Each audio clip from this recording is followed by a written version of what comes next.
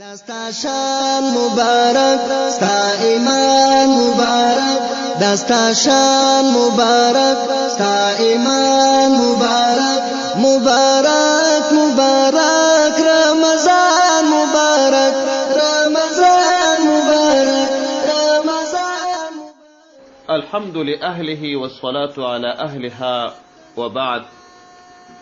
عن أبي هريرة رضي الله عنه قال قال رسول الله صلى الله عليه وسلم: آتاكم رمضان شهر مبارك فرض الله عليكم صيامه. الحديث.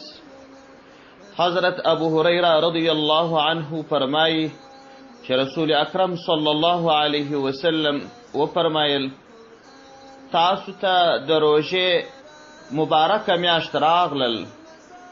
دا یوه داسې میاشت ده چې الله عز وجل د دغه میاشتې روژه پر تاسو فرض کړې ده. په دغه میاشت کې د اسمان دروازې خلاصیږي او د دوزخ دروازې بندیږي او په دې میاشت کې سرکشه شیطانان په زنجیرانو باندې تړل کیږي. په دغه میاشت کې د الله تعالی عز وجل د پیرزوینې په سلسله کې و انسانانو ته یوه خاصه شپه ورکړې ده چې د هغې شپې عبادت تر زرو میاشتو غوره دی. کم څوک چې په دغه شپه د خیر څخه بې برخې سي نو هغه د هر خیر څخه بې برخې سو. یعنې دا چې دغه د روژې میاشت الله جل جلاله و دې امت ته ورکړې ده دا ټولې ګټې پکښې دي. خو دا د لیلة القدر شپه یا د قدر شپه چې په دې کې یوه شپه عبادت سړی وکړي تر زرو میاشتو ثواب زیات دی. او پیغمبر صلی الله علیه وسلم په پای کې دا خبره وفرمایل: من حرم خیرها فقد حرم کله. یو څوک چې د دغه شپې د خیر او امتیاز څخه بې برخې سي نو هغه د هر قسم خیر څخه بې برخې سو. مطلب دا دی، مقصود دا دی چې انسان متوجه کړي چې دا یو ډېر لوی او ستر امتیاز دی. انسان ته ورته متوجه سه. په دې میاشت کې خو ګټې ډېرې دي خو دغه یوه ګټه وخت یې لږ دی او ثوابونه یې بیخي زیات دي. او همدا ډول د دې میاشتې بل فضیلت او بل امتیاز دا دی چې رب عز وجل اکثره سماوي کتابونه د انسانانو د هدایت لپاره کتابونه په دغه میاشت کې نازل کړي دي. تفسیر روح المعانی لیکلی دی چې د روژې د میاشتې په اول تاریخ باندې پر حضرت ابراهیم علیه السلام باندې 10 صحیفې نازلې سوې. 700 کاله وروسته بیا د روژې پر شپږمه باندې پر حضرت موسی علیه السلام باندې تورات نازل سو. 500 کاله وروسته بیا پر حضرت داود علیه السلام باندې د روژې پر 14 تاریخ باندې زبور نازل سو. د زبور څخه 1200 کاله وروسته د روژې پر 18 تاریخ باندې پر حضرت عیسی علیه السلام باندې انجیل نازل سو. در انجیل 600 کاله وروسته د روژې پر 24 تاریخ باندې د لوح محفوظ څخه دنیاوي اسمان ته پوره قرآن نازل سو. او په همدغه میاشت کې پر همدغه تاریخ باندې پر نبی کریم صلی الله علیه وسلم باندې د قرآن کریم نازلیدل شروع سوه. ځکه الله عز وجل په قرآن عظیم شان کې فرمایي: بسم الله الرحمن الرحیم شهر رمضان الذي انزل فيه القرآن. وایي د رمضان المبارک یا د روژې هغه مبارکه میاشت ده چې الله جل جلاله په دې میاشت کې قرآن نازل کړی دی. په دې میاشت کې قرآن نازل کړل سوی دی. او همدا ډول په دې میاشت کې که څوک نفلي عبادت کوي هغه د فرضي عبادتو برابر ثواب لري. او په دې میاشت کې زیات امتیازات دي. یو اوږد روایت دی چې مشکات المصابیح په اول جلد صفحه 103 را نقل کړی دی. پیغمبر صلی الله علیه وسلم و صحابه و مبارکانو ته د برات په 10مه ورځ باندې دغه هدایت کړی دی او دا یو اوږد روایت دی. زه به پلن او په اجمالي ډول تاسو ته رانقل کړم. پیغمبر صلی الله علیه وسلم مبارکو صحابو ته وفرمایل: یا ایها الناس قد أظلكم شهر عظيم شهر مبارك شهر فيه ليلة خير من 1000 شهر. اے خلقو، پر تاسو باندې یوه ستره میاشت راغلل، پر تاسو باندې یوه ستره میاشت را روانه ده. دا د برکتونو ډکه او سپېڅلې میاشت ده. دا داسې میاشت ده چې په دې میاشت کې یوه شپه سته چې تر زرو میاشتو بهتره ده. رب عز وجل د دې میاشتې روژه پر تاسو باندې فرض کړې ده. په دغه شپه کې قیام یعنې تراویح د الله تعالی عز وجل د رضا لپاره نفلي عبادت دا نفل بللی دی. او کوم څوک چې په دغه مبارکه میاشت کې الله تعالی عز وجل ته په نیکو اعمالو سره ځان ورنږدې کړي، نو د دغه سړي ګټه او فضیلت دا دی چې د دې میاشتې په دې میاشتې څخه ماسوا چې په نورو میاشتو کې فرض ادا کړي. یعنې دا که یو څوک په دې میاشت کې په یوه نیکۍ باندې خپل رب عز وجل ته ځان نږدې کړي، لکه په نورو میاشتو کې چې فرض ادا کړي، طبیعي خبره ده د فرضو ثواب تر نفلو زیات دی. مګر خو که څوک په دا میاشت کې نفلي عمل وکړي، رب عز وجل د فرضي عمل ثواب ورکړي. او کوم څوک چې په دغه میاشت کې یو فرض ادا کړي، ثواب یې دومره زیات دی لکه په نورو میاشتو کې چې 80 فرض ادا کړي. او دا یوه داسې مبارکه میاشت ده چې دا میاشت د صبر میاشت ده. د صبر میاشت، د صبر ثواب جنت دی. یعنې دا طبعا په دې میاشت کې لوږه، تنده، داسې تکالیف پر سړي راځي، نو که څوک صبر ورباندې وکړي، په دې روژه باندې د صبر ثواب جنت دی. او پیغمبر علیه السلام فرمایي: و شهر المواسات، دا میاشت د مواسات میاشت ده، یعنې د غمخوارۍ میاشت ده. او دا یوه داسې میاشت ده چې په دې میاشت کې د مؤمن مسلمان رزق زیاتېږي. او که یو څوک روژه ماتی ورکړي یو بل روژاتي ته، د یو ورور مسلمان روژه ده، دی خوراک ورکړي څو هغه روژه په ماته کې، ثواب یې داسې زیات دی چې د ده تمام ګناهونه به الله وبخشي او د دوزخ څخه به یې آزاد کړي، او ثواب به دومرې ورکړي لکه د هغه روژاتي چې څومرې ثواب دی دته به هغه ټول ثواب ورکړي. داسې نه چې د هغه د ثوابه څه نو څه شی کمیږي، نه، د هغه د ثوابه څه شی نه کمیږي، هغه ته پوره ثواب ورکول کېږي، هغونه ثواب به لابد دته هم ورکول کېږي. صحابه پوښتنه وکړه چې یا رسول الله، موږ خو ټوله داسې طاقت نه لرو چې خلکو ته روژه ماتیان ورکو، یعنې مسکینان غریبان دا پکښې دي. پیغمبر صلی الله علیه وسلم وفرمایل چې نه، د دې مقصد دا نه دی چې ته روژاتي ته دومره خوراک ورکه په ماړه نس، بلکې که چیرې یو څوک غوړپ شیدې یو چاته ورکړي، یا خورما ورکړي، یا یو غوړپ اوبه ورکړي، فقط هغه روژه په ماته کې دومره ثواب یې دی. او که څوک په دې میاشت کې یو روژاتي موړ کړي، پیغمبر علیه السلام فرمایي الله عز وجل به زما د حوض څخه اوبه کړي. زما د حوض اوبه داسې اوبه دي چې هیڅ کله به تږی نسی تر څو جنت ته داخل نسی. یعنې دا چې د پیغمبر صلی الله علیه وسلم حوض چې پیغمبر علیه السلام ته خاص الله جل جلاله ورکړی دی، نو وایي څوک چې یو روژه نیونکی موړ کړي، الله پاک عز وجل به زما د هغه حوض یعنې حوض کوثر څخه داسې اوبه ورکړي چې د هغه وروسته به بیا نه تیږی کېږي تر هغه وخته پورې چې دی جنت ته داخلیږي. دستا شان مبارک، ستا ایمان مبارک، مبارک مبارک رمضان مبارک، رمضان. او د روژې میاشت هغه میاشت چې اوله برخه یې رحمت ده، د منځ برخه مغفرت ته او آخري برخه د اور څخه خلاصون دی. بیا پیغمبر صلی الله علیه وسلم فرمای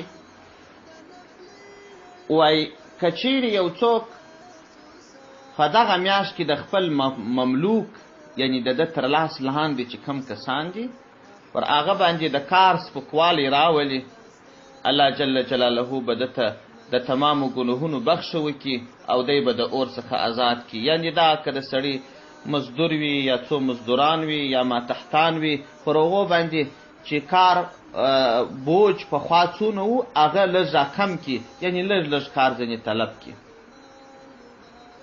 دا حدیث چې دا هر فضیلت او امتیاز بیان سوی دی په دې کې اوږد تفصیل دی، خو زه صرف په اجمال تاسو ته وایم.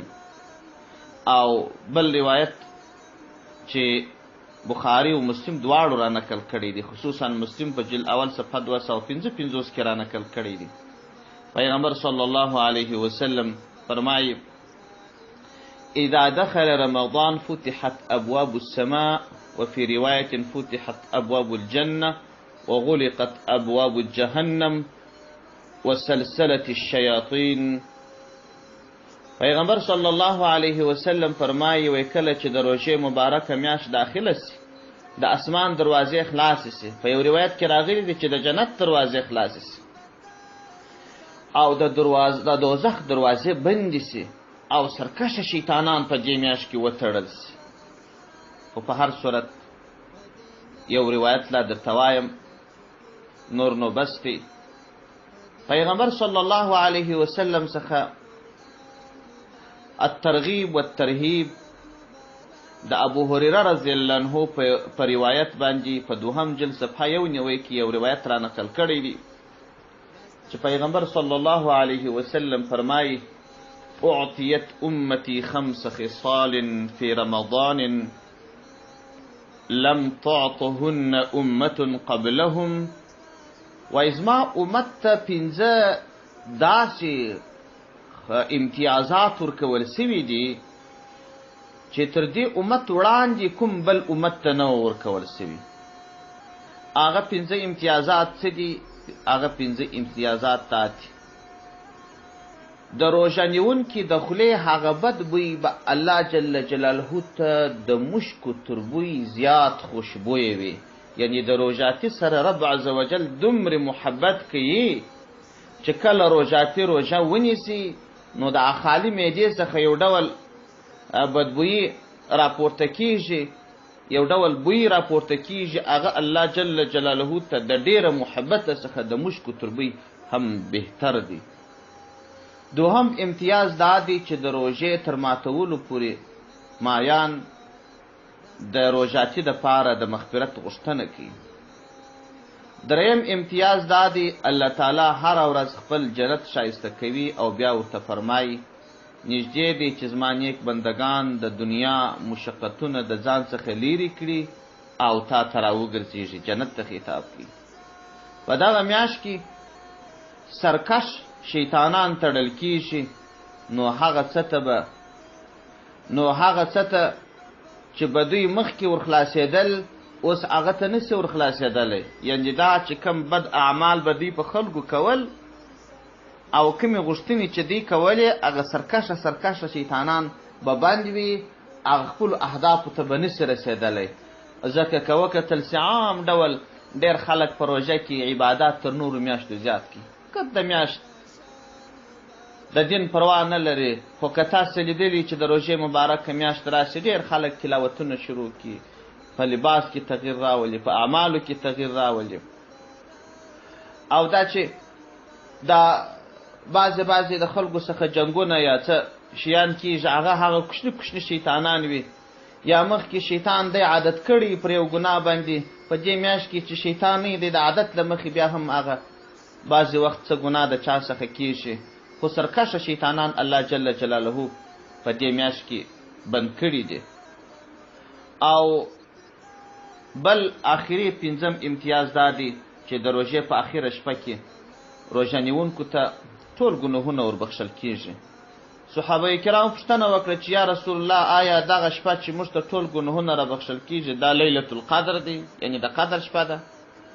پیغمبر صلی الله علیه وسلم ورته وفرمایل چې نه، هغه جلا امتیاز دی، خو یو مزدور چې کار وکړي په آخره کې الله جل جلاله پوره مزدوري ورکړي. نو روژاتي چې دا 10 ورځې روژه نیولې ده، په دا 10 ورځو کې د الله مزدوري کړې ده، په د آخره شپه رب جل جلاله د ته پوره مزدوري ورکړي، ګناهونه یې ورمعافوي او الله جل جلاله جنت ورکړي. او بل دا چې الله جل جلاله په دې میاشت کې د خلکو دعاوې هم قبلوي، دا هم یو بهترین امتیاز دی.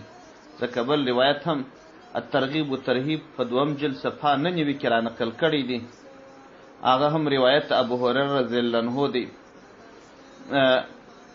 پیغمبر صلی الله علیه وسلم فرمایي، هغه روایت ابو هریره رضی الله عنه نه دی بلکې د حضرت عباده بن صامت رضی الله عنه دی.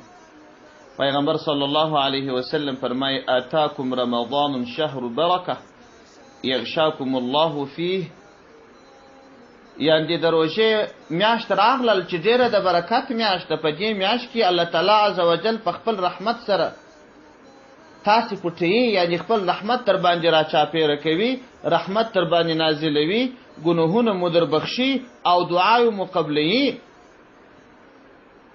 او په دې میاشت کې الله جل جلاله ستاسو تنافس، یعنی دا چې ستاسو هغه رقابت و سیالي په عبادت کې دې ته ګوري، چې کم یو ډېر عبادت کې چې بعضې خلک وایي زه یوه سپاره تلاوت کوم، بل وایي یا زه در تا ډېر کوم، بعضې 2 رکاته نفل کې، بل وایي زه در تا ډېر کوم، او بیا الله جل جلاله په تاسو سره پر ملایکو فخر کوي او دا وایي چې ای زما ملایکو تاسو وګورئ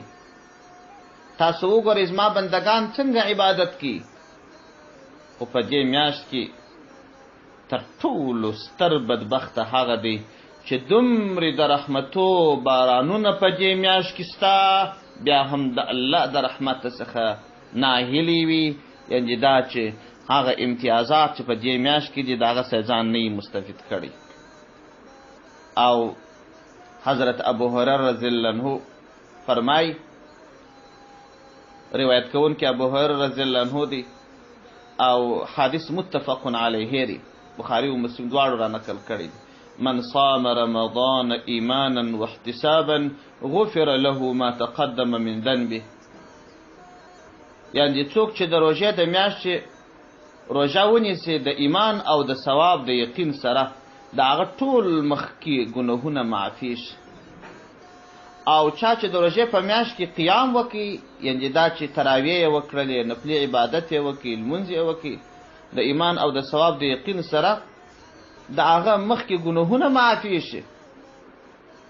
چې نو ورته د روژې فضایل ډېر دی چې سړی ورته ګوري د سړي زړه نه درېږي چې دا فضیلت مې هم بیان کړی وای، دا مې هم بیان کړی وای. خو چې دا یو فضیلت، دا یو امتیاز چې فقط دعا قبلېدل دي، یا فقط د ګناهونو بخښل دي، یا فقط جنت دی، یا فقط د قدر شپه ده، دا هر امتیاز چې یوه دانه الله جل جلاله خپلو بندګانو ته ورکړي، خصوصا موږ او تاسو ته را نصیب کړي، دا د خلاصېدو وتلی دی. نو راسئ، دا د ګټو میاشت ده، وایي بهانه مې دهد به بهانه مې دهد، مفتې نه ورکوي تشه په بهانه یې ورکوي. نو بهانې دي د الله عز وجل د امتیازاتو، د الله عز وجل د لوري څخه و رحمتو ته. راسئ چې په دې میاشت کې ښه ډېرې ګټې وکړو او نورو مسلمانان هم ترغیب کړو. د رب عز وجل څخه لا ښه توفیق هم وغواړو چې یا الله ته ښه توفیق راکړي چې ډېر اعمال و عبادات وکړو. والسلام علیکم ورحمة الله وبرکاته.